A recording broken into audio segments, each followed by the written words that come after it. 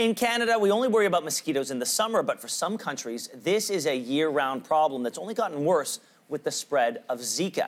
Well, now one company is releasing millions of mosquitoes into the wild. Yes, you heard that right. But it's actually a revolutionary way to kill Zika-infested mosquitoes that spread the disease. Joining me now via Skype is the CEO of Mosquitomate, Stephen Dobson. Thanks for being here, Stephen.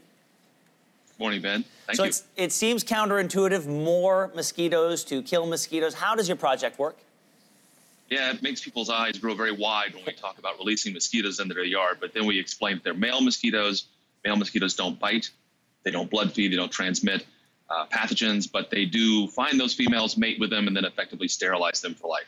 Wow, okay, that sounds like a great idea. How do you track the results? It seems like it'd be really hard to keep an eye on all these different mosquitoes.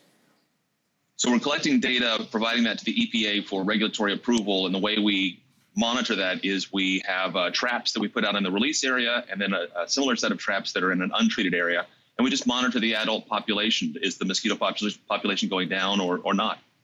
Stephen, some people would be asking and they'd be worried. They say, what exactly are you doing to these mosquitoes that are rendering them infertile? What sort of genetic modifications are going on that could potentially cause even worse problems in the future? Great question. We are often confused with another approach that does use genetic modification, but we do not. Ours are not genetically modified. Instead, we use a bacterium that occurs naturally. It's in over half of all insect species. And it basically is passed from female mosquitoes to their offspring, and that's what's causing the sterility. And what sort of results are you seeing with these tests? Because we know you've been doing this in numerous cities. Right. So we've been doing this with two species. One is Aedes albopictus. It's the Asian tiger mosquito. And then the second is the yellow fever mosquito. They're both invasive to North America. And we've had very nice results in where we've tested. And due to that, the EPA has given us approval in some of these regions to actually do commercial releases. How did you get your hands on millions of mosquitoes to work on in an environment in a lab before releasing them?